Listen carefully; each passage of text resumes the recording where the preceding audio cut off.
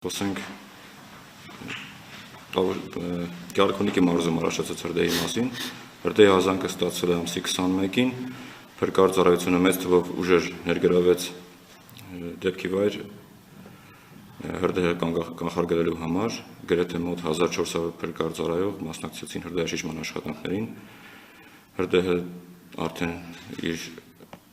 տեմպերը թուլացրեց ամսի 22-ին, 22 երեկոյան, ինչը հնարավորություն տվեց մեր ուժերը տեղափոխել Տավուշի մարզ։ Ինչպես գիտեք, Տավուշի մարզում արդեն երեկվանից ակտիվ աշխատանքներ ընթանում են, մոտ 800 թվով փրկարարներ ներգրավված են աշխատանքներում, ունենք նաև ռեզերվ։ Ներկապահին իրավիճակը վերահսկելի է։ Դուք ճիշտ նկատեցիք, մենք նաև ներգրավել ենք Պաշտպանության նախարարության մեկ ուղղաթիռ, որի միջոցով մենք իրականացնում ենք հրդեհաշիջման աշխատանքներ։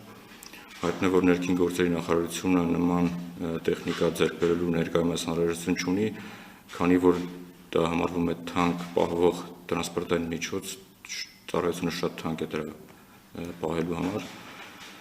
շատ գումարներ են անհրաժեշտ։ Դեռևս մենք ունենք մեթոդներ, որոնք փորձում ենք կիրառել նման դեպքերում, ավելի արդյունավետ օպտիմալ օգտագործենք օդային տրանսպորտը հրդեհները մարելու համար անտառային։ Մենք փորձում ենք մոդիֆիկացնել եղած ուղղաթիռները անտառային հրդեհների դեմ պայքարի համար։ Նրանց մեջ փորձում ենք կահավորել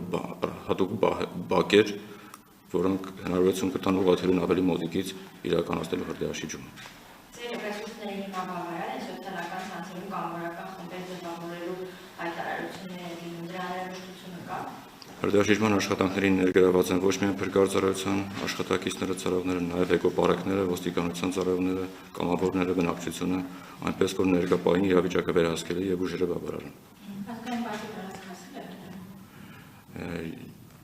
Ըստ իմ տեղեկություններով դեռ չի մտել ազգային պարկի տարածք, մոտեցել է, բայց չի մտել։ Իսկ ներառություն Դիլիջանի ու Գեղարքունիքից բացի նշվում է, որ այլ հատվածներում ևս օրինակ Սյունիքի։ Այո,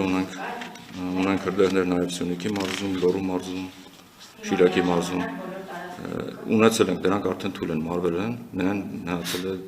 Դիլիջանի մարզի